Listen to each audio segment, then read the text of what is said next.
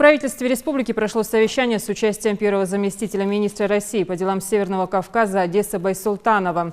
Обсудили итоги реализации федерально-целевой программы «Социально-экономическое развитие республики» на 2010-2016 годы.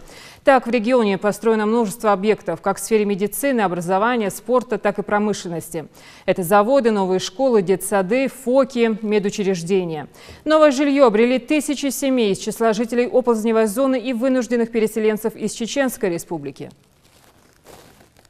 В результате реализации мероприятий программы достигнут определенные успехи.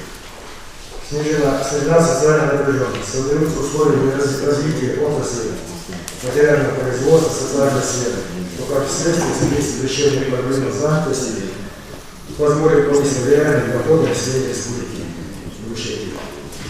Строительство промышленных сельскохозяйственных предприятий позволит решить задачу импортозамещения товаров, произведенных в республике, которые будут реализованы в том числе на всей территории Российской Федерации.